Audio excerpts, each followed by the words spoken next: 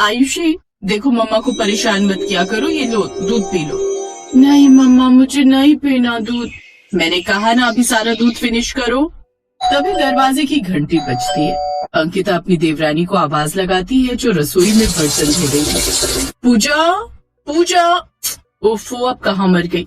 दरवाजे की घंटी नहीं सुनाई देती क्या? जा जाकर दरवाजा खोल। जी आई दीदी। पूजा अपनी साड़ी के पल्लू से हाथ पोंछते हुए रसोई से बाहर आकर दरवाजा खोलती है। उसी वक्त ससुराल के बाकी लोग बाहर हॉल में बैठे हुए थे, लेकिन फिर भी दरवाजा खोलने के लिए कोई आगे नहीं आता। बाहर कोई लगातार घंटी बजाया जा रहा था। पूजा जैसे ही दरवाजा खोलती है तो सामने खून से लथपथ उसका पति मोहन खड़ा था, जिसे किसी ने चोरी के इरादे से चाकू मारकर बुरी तरह घायल कर दिया था। ये क्या हुआ जी आपको? ये सब कैसे? जेठ जी जल्दी यहाँ आइए। वे सभी उसे जल्दी से अस्पताल ले जाते हैं, जहाँ डॉक्टर उसका इलाज करते हैं। देखिए, हमने उन्हें बचा तो लिया, लेकिन उनके सर पर भी किसी ने वार किया, जिससे उनके दिमाग पर थोड़ा असर पड़ गया। ये सुनकर सभी लोग हैरान रह जाते हैं। पूजा बेचारी फूट फूट कर रोती है। कुछ दिन बाद वो उसे घर लेकर आ जाते हैं, लेकिन अब वो बेरोजगार हो जाता है। पूजा पहले ही गरीब घर से आई थी और अब पति के भी बेरोजगार होने के कारण अब उसकी जेठानी और सास उसे और भी ताने देती हैं। साथ ही सारा काम पूजा से ही करवाती। ठीक से पोछा मार, देख तो कितना गंदा हाल कर रखा है घर का। काम की न काज की, दुश्मन अनाज के। आप ऐसा क्यों कहती हैं? ये घर हमारा भी तो घर है जेठानी जी, और मोहन जी की तबीयत खराब होने से पहले वो भी तो सारा घर का खर्च उठाते थे ना। हाँ तो कौन सा एहसान करते थे हम पर? तुम मेरी पूजा से ऐसे बात क्यों कर रहे हो? मैं तुम्हें ये डब्बा उठाकर मार दूं। पागल, तू चुप कर, एक कोने में बैठा रह, समझा? और तू चल काम कर। उस दिन से पूजा की सास और जेठानी सब पूजा को घर की नौकरानी बनाकर रखने लगे। सारा काम बस पूजा ही करती। ऐसे ही एक रोज बाहर बारिश हुई। अंकिता की बेटी आयुषी उसके पास आती है। माँ, मेरा ना पालक के पकौड़े खाने का बड़ा मन कर रहा है, आप बना दो ना। अरे मेरी बच्ची को पालक के पकौड़े खाने हैं, मैं अभी बनवाती हूँ। पूजा, ओ पूजा। जी जेठानी जी। आयुषी का पालक के पकौड़े खाने का मन है, जल्दी से गर्मा गर्म बना दो। लेकिन पालक तो घर में है ही नहीं। अरे नहीं है तो बाजार से जाकर ले आ। बाहर तो तेज बारिश हो रही है। हाँ तो बाढ़ तो नहीं आ रही है ना? चल अब जल्दी से जाकर पालक लेकर आ। पूजा बेचारी बारिश में भीगते हुए पालक लेने मंडी जाती है। तेज बारिश के कारण वो पूरी तरह भीग जाती है। फिर आकर वो गर्मा गर्म पालक के पकौड़े बनाती है। उन पकौड़ों की खुशबू सूंघकर उसकी 6 साल की बेटी अनु कहती है, वाह माँ, कितनी अच्छी खुशबू आ रही है, मुझे भी थोड़े पकौड़े दो ना। ये पकौड़े मैं भी खाऊंगा, मैं भी खाऊंगा। पूजा दोनों को थोड़े से पालक के पकौड़े खाने को देती है। तभी वहाँ अंकिता आ जाती है। हे राम, ये देखो, महारानी अपने पति और बच्चे का पेट पालने में लगी हुई है, चोर कहीं की। नहीं, मेरी माँ चोर नहीं है, आप झूठी हो। ये सुनकर अंकिता उसे जोरदार थप्पड़ मार देती है। मेरे पति के टुकड़ों पर पल रही हो और मुझसे जुबान लड़ा रही हो। लाओ ये पकौड़े इधर दो, कुछ नहीं मिलेगा तुम्हें। चलो अभी के अभी अपना बोरिया बिस्तर बांधो और निकलो यहाँ से। पूजा मोहन और अनु के साथ घर से चली जाती है। तेज बारिश में बचते हुए वो तीनों एक सीमेंट की पाइप पे छुपकर बैठ जाते हैं। मुझे घर जाना है, घर जाना है। नहीं, अच्छा नहीं लग रहा। बस आज की बात है जी, सुबह उठते ही हम यहाँ से चले जाएंगे।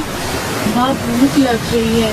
मेरी बच्ची, अभी तो मेरे पास खाने को कुछ भी नहीं है। फिर वो तीनों भूखे पेट ही सारी रात उस सीमेंट की पाइप में बैठे रहते हैं। अगली सुबह पूजा अपने कानों की बालियां बेचकर सुनार से पैसे ले आती है। फिर किराए पर एक कमरा लेकर उसमें अपने पति और बच्ची के साथ रहने लगती है।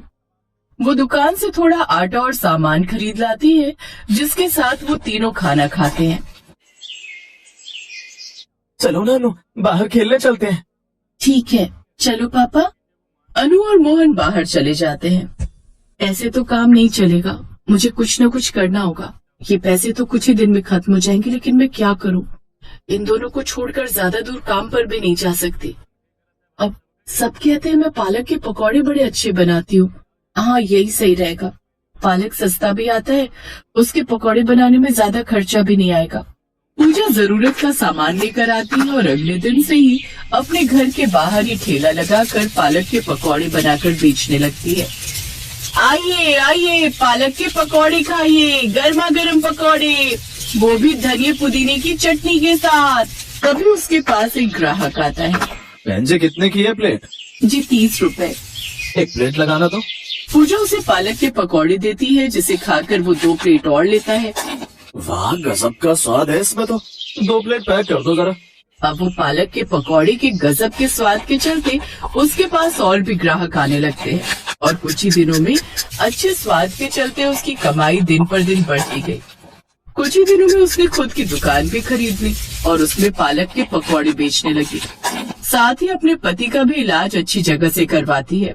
उधर अंकिता अपने महंगे शौक के चलते अपने पति की कमाई को खूब उड़ाती, जिससे एक वक्त ऐसा आ गया कि उसके पति की नौकरी छूट गई और उनकी सारी जमा पूंजी भी खत्म हो गई। अब वो सब दाने दाने को मोहताज हो गए। माँ, बहुत भूख लगी है, कुछ खाने को दो ना। क्या दो, घर में खाने को कुछ भी नहीं है। लोन न चुका पाने के कारण हमारा घर बिक गया, मेरे सारे जेवर सब जमा पूंजी खत्म हो गई, अब खाने को कुछ नहीं बचा है। अंकिता, तुम्हारी गलती के कारण, तुम्हारे दिखावे के कारण आज हमारा घर भी हमारा नहीं रहा। अब ऐसे में हम कहाँ जाएं? अंकिता अपने पति और बच्ची के साथ सड़क पर दर दर की ठोकरें खाने को मजबूर हो गई और एक रोज एक पालक का पकौड़ा पूजा की दुकान के बाहर गिरा हुआ था। वाह माँ, पालक के पकौड़े, कितनी अच्छी खुशबू आ रही है। वो नीचे से पालक का पकौड़ा उठाकर खाने लगती है। तभी अनु वहाँ आ जाती है। अरे आयुषी, तू? अनु, तू यहाँ? हाँ, ये मेरे माँ पापा की दुकान है। तब पूजा और मोहन निकलकर बाहर आते हैं। भैया, भाभी, माँ, आप लोग ऐसी हालत में? मेरा बेटा, तू ठीक हो गया, हमें माफ कर दे मेरे बच्चे। मोहन, तू ठीक हो गया मेरे भाई? हमें माफ कर दो पूजा, मैंने तुम्हारे साथ कितना गलत किया, उसी की सजा आज हमें मिली है। हमारा सब कुछ छिन गया। आप फिक्र मत कीजिए जेठानी जी, आपकी देवरानी अभी जिंदा है। आइए पहले आप सब गर्मा गर्म पकौड़े खा लीजिए, बाकी बातें बाद में करेंगे। अब वो सब मिलकर साथ में पालक के पकौड़े खाते हैं। पूजा ने अब तक खुद का घर खरीद लिया था। वो उन सबको माफ कर देती है और अपने साथ अपने घर ले जाती है। अब वो सब खुशी खुशी एक साथ रहते हैं।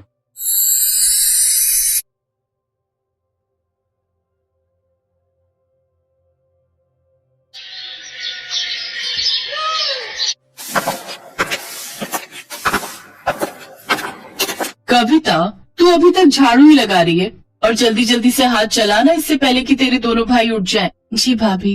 तभी कविता की छोटी भाभी रश्मि वहाँ आती है। कविता, ये क्या, तुम्हारा साफ सफाई का काम अभी तक खत्म नहीं हुआ? अच्छा ये सब छोड़ो, तेरे भैया उठ गए, उनके लिए जल्दी से चाय बना कर ले आ, और हाँ, इसके बाद हम सबके लिए नाश्ता भी बना दे। हाँ, भूख तो मुझे भी लगी है। ऐसा कर, तू साफ सफाई के बाद नाश्ता बना ले, फिर अपने भाइयों के ऑफिस जाने के बाद बर्तन धो लेना और उसके बाद कपड़े धो लेना। बिन माँ बाप की कविता चुपचाप घर के कामकाज में लग जाती है। कुछ देर बाद वो सबके लिए आलू के पराठे और चाय लेकर आती है। ये लो अमित भैया, आपकी पसंद के आलू के पराठे और गर्मा गर्म चाय। कविता, तेरी 2 भाभियां हैं, फिर भी हमारे लिए तू खाना क्यों बनाती है? भैया वो मैं वो बात ये है कि ननद जी को अपने भाइयों के लिए अपने हाथ से बनाया हुआ खाना खिलाना ज्यादा पसंद है, इसलिए वो हम दोनों को तो बनाने ही नहीं देती। क्यों कविता, ठीक कह रही हो ना मैं? अनीता कविता को आंखें दिखाने लगती है। हाँ भैया, अनीता भाभी एकदम ठीक कह रही है। दोनों भाई नाश्ता करके ऑफिस चले जाते हैं। फिर दोनों भाभियां भी नाश्ता करने बैठ जाती हैं। आखिर में जैसे ही कविता नाश्ता करने बैठती है तो छोटी भाभी रश्मि उसकी कुर्सी खींच लेती है, जिससे कविता नीचे गिर जाती है। तेरी औकात नहीं है कुर्सी पर बैठ के खाने की, चल नीचे बैठ कर खा। और नहीं तो क्या, तुम्हारी हैसियत इस घर में एक नौकरानी से ज्यादा कुछ भी नहीं है। और हाँ, पहले ये वाला खाना खत्म कर। लेकिन भाभी, ये तो आप लोगों का झूठा खाना है। हाँ तो इसे तो तू अपनी खुशकिस्मती समझ कि झूठा खाना तुझे नसीब हो रहा है। चल अब खाना खाकर सारे झूठे बर्तन धो देना। अच्छा रश्मि, तूने कल रात बिग बॉस का एपिसोड देखा क्या? नहीं भाभी, मिस हो गया। वैसे भी रिपीट आ रहा होगा, चलो ना चलकर देखते हैं। हाँ हाँ चलो चलो। दोनों भाभियां आराम से अपने कमरे में जाकर टीवी देखती हैं और बेचारी कविता अकेले घर का सारा काम करती है। ऐसे ही दिन बीतते हैं। एक रोज हम दोनों भाइयों को काम के सिलसिले में दूसरे शहर जाना है। हमारे मालिक एक नई फैक्ट्री झारखंड में लगवाना चाहते हैं। हम कुछ 2 महीनों के लिए वहीं रहेंगे। तब तक तुम सब अपना ख्याल रखना, ठीक है? भैया, आप दोनों मुझे छोड़कर जा रहे हो? जा कहाँ रहे हैं पगली, तेरे लिए ही तो मेहनत कर रहे हैं ताकि हमारा प्रमोशन हो जाए और हम तेरी शादी धूमधाम से कर सकें। ये सुनकर दोनों भाभियां मुंह बना लेती हैं। अपने पतियों के जाने के बाद तो अब वो दोनों कविता पर और भी जुल्म ढाती हैं। ऐसे ही रोज बाहर जोर की बारिश हो रही होती है। देखो भाभी, कितना सुहाना मौसम हो रहा है, क्या मजेदार बारिश हो रही है। हाँ रश्मि, और ऐसे मौसम में गर्मा गर्म चाय और पकौड़े हो तो मजा ही आ जाए। अभी उस महारानी को बोलो, कविता, अरे ओ कविता, कहाँ मर गई? जी भाभी, आपने बुलाया? वो मैं कपड़े उठाने गई थी। अच्छा ठीक है, चल अब जल्दी से हमारे लिए गर्मा गर्म चाय और पकौड़े बना कर ले आ। जी भाभी। कविता रसोई में जाकर पकौड़े बनाने लगती है। कुछ देर हे राम, कहीं मैं पकौड़ों में नमक डालना तो नहीं भूल गई। एक चक्कर देखती हूँ। कविता जैसे ही एक पकौड़ा चखने लगती है तभी वहाँ उसकी छोटी भाभी रश्मि आ जाती है और वो उसे एक जोरदार थप्पड़ मारती है। बदतमीज, हमें जूठा खिलाती है, आज तो तू देख तेरी खैर नहीं। ये कहकर रश्मि उसे खूब मारती है। आवाज सुनकर अनीता वहाँ आती तो डर के मारी कविता अपनी बड़ी भाभी के पीछे छुप जाती है। भाभी मुझे बचा लीजिए। अब बस भी कर रश्मि, अगर ये मर गई तो हमें जेल में सारी उम्र बितानी पड़ेगी। एक काम करते हैं, इसे घर से निकाल देते हैं, नहीं तो पता चले हमारे पति जो भी कमा रहे हैं वो आकर इसकी शादी में उड़ा दे। हाँ, ये तो मैंने सोचा ही नहीं। ये बात ठीक कही आपने। दोनों भाभियां बेचारी ननद को धक्के मारकर बाहर निकाल देती हैं। बाहर तेज बारिश हो रही थी। भाभी मुझे घर से मत निकालो, इस बारिश में आखिर मैं कहाँ जाऊंगी। लेकिन वो उसकी एक नहीं सुनती और उसे घर से निकाल देती है। कविता बारिश में बचते हुए एक पेड़ के नीचे खड़ी हो जाती है और सारी रात उसी पेड़ के नीचे बैठकर रोती रहती है। ऐसे ही अगली सुबह हो जाती है। कविता को भूख लगने लग जाती है। बहुत भूख लगी है, ये सोचकर कविता कुछ खाने के लिए ढूंढते हुए सड़क की ओर आती है। ठेलों पर जाकर कुछ न कुछ मांगती है लेकिन कोई भी उसकी मदद नहीं करता। कुछ देर बाद वो एक बूढ़े बाबा के ठेले पर पहुंचती है जो कि पकौड़े बनाकर बेच रहा था। वो उसके सामने रोते हुए कहती है, बाबा मैं कल से भूखी हूँ, मुझे बहुत भूख लगी है, मुझे ये थोड़े से पकौड़े दे दो, लेकिन मेरे पास पैसे नहीं है। उस बूढ़े व्यक्ति को कविता पर तरस आ जाता है और वो कुछ प्याज के पकौड़े चटनी के साथ उसे खाने को दे देता है। कविता को उन पकौड़ों को देखकर वो बात याद आ जाती है कि कैसे एक पकौड़े के पीछे उसकी भाभी ने उसे घर से निकाल दिया। क्या हुआ बेटी, तुम रो क्यों रही हो? अभी तो कह रही थी कि बहुत भूख लगी है। कविता रोते हुए उसे सारी बात बताती है। बेटी, तुम जवान लड़की अकेले कहाँ भटकोगी सड़कों पर?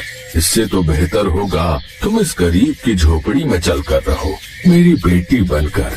ऐसे कुछ दिन बीत जाते हैं। अब कविता उस बूढ़े बाबा के घर पर रहकर उसके खाने का ध्यान रखती, लेकिन एक रोज बूढ़े बाबा की तबीयत खराब रहने लगी, इसलिए अब उनकी जगह कविता उनके पकौड़ों का ठेला संभालने लगी। अब कविता उस ठेले पर प्याज के साथ मिर्च, आलू, पालक और गोभी के पकौड़े भी बनाकर बेचने लगी, जिससे उसके ठेले पर ग्राहकों की भीड़ काफी बढ़ गई। गर्मा गर्म पकौड़े खाने के लिए अब उसके पास लोगों की लाइन लगना शुरू हो जाती है। आइए, गर्मा गर्म प्याज, आलू, पालक और मिर्च के पकौड़े खाइए। तभी मौसम सुहाना हो जाता है और इस सुहाने मौसम में भला कौन इतनी वैरायटी के पकौड़े नहीं खाना चाहेगा।